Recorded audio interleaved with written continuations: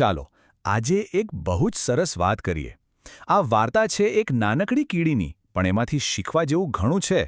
એને એક એવો પડકાર મળ્યો જે જોઈને જ લાગે કે આ તો અશક્ય છે.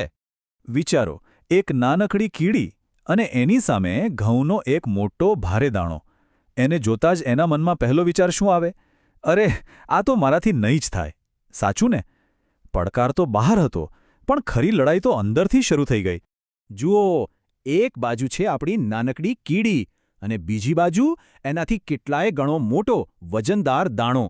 એણે પૂરી તાકાત લગાવી દીધી, ધક્કો માર્યો, ખેંચવાની કોશિશ કરી, પણ દાણો તો જાણે જડાઈ ગયો હોય એમ 1 ઇંચ પણ ન ખસ્યો. શરૂઆતમાં જ નિષ્ફળતા, આ જોઈને કોઈ પણ હિંમત હારી જાય. અને સૌથી ખરાબ શું હતું ખબર છે?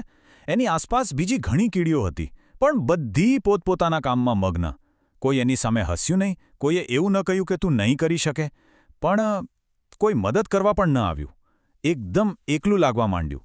અને આવા સમયે મનમાં શું આવે? છોડને, આ બધું મારાથી નહીં થાય. હાર માની લેવી કેટલી સહેલી હતી, નહીં? પણ એણે હાર ન માની. તો સવાલ એ છે કે એવું તો શું બદલાયું, એવું તે શું થયું કે જે કામ અશક્ય લાગતું હતું એના માટે લડવાની હિંમત પાછી આવી ગઈ? આ જ તો વાર્તાનો સૌથી મહત્વનો વળાંક છે. બદલાવ કોઈ ચમત્કારથી નહોતો આવ્યો.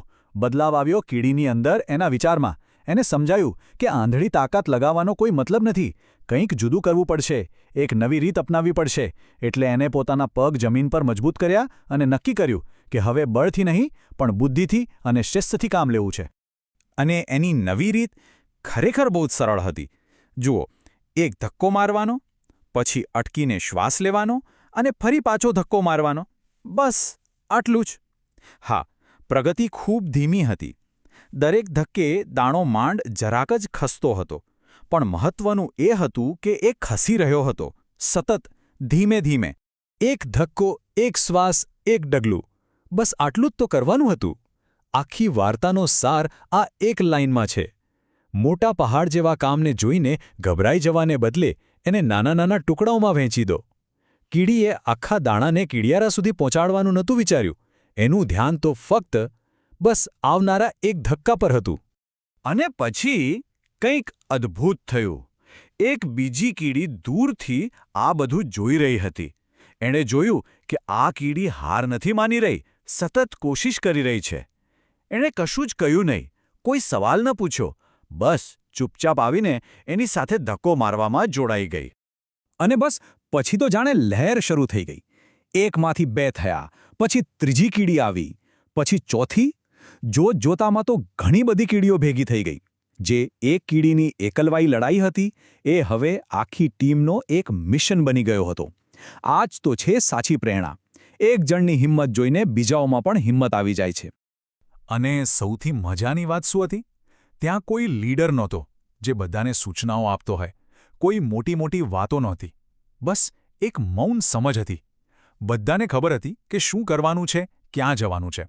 અને સાથે મળીને જે દાણો પહેલાં ટસનો મસ નહોતો થતો, એ હવે ફટાફટ આગળ વધવા લાગ્યો. છેવટે એ કીડિયારા સુધી પહોંચી જ ગયો. તો આ વાર્તામાંથી આપણને શું શીખવા મળ્યું? એ કીડીને જે ખુશી મળીને, એ ખાલી દાણો પહોંચાડવાની નહોતી. એ તો એ સફરમાંથી જે શીખવા મળ્યું એની હતી. પહેલી વાત કે નાના નાના પણ સતત પ્રયાસોથી મોટામાં મોટું લક્ષ્ય પણ હાંસલ કરી શકાય છે. બીજું કે માત્ર તાકાત કરતાં શિસ્ત વધુ શક્તિશાળી છે. અને ત્રીજું કે જ્યારે બધા સાથે મળીને સંઘર્ષ કરે છે ત્યારે સૌથી મજબૂત ટીમ બને છે. અને આ વાર્તા આપણને એક સવાલ પૂછે છે. આપણા બધાના જીવનમાં આવો કોઈ ભારે દાણો હોય છે? કોઈ મોટો પડકાર, કોઈ મુશ્કેલ લક્ષ્ય, જે જોઈને લાગે કે આ મારાથી નહીં થાય? તો જરા વિચારો, એવો કયો ભારે દાણો છે જે અત્યારે આપણી સામે પડ્યો છે? અને એને ખસેડવા માટેનું પહેલું નાનકડું પગલું શું હોઈ શકે?